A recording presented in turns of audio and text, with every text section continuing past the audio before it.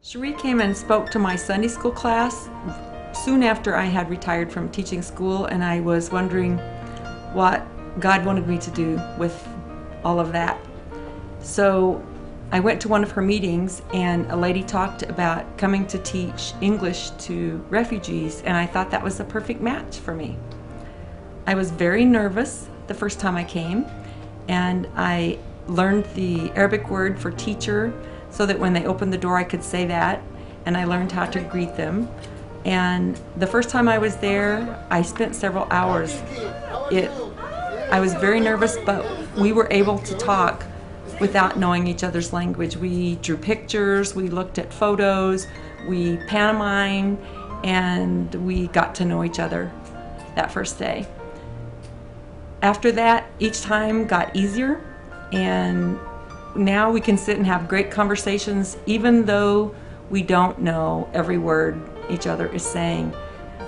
She said she considers me part of her family. I also think of her as one of my sisters.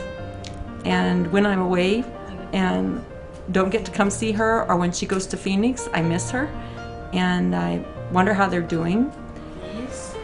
They have both blessed our lives in so many ways.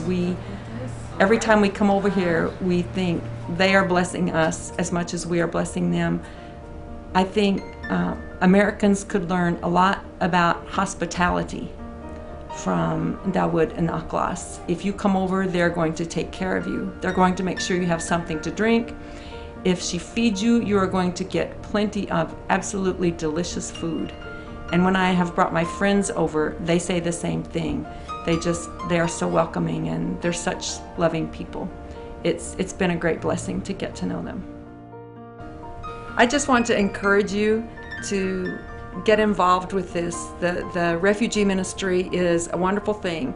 Through Dawood and Akhlas, I have met many refugees who have no one to help them. And if you can speak English and you can read English, your gifts can be used. It's just a wonderful thing.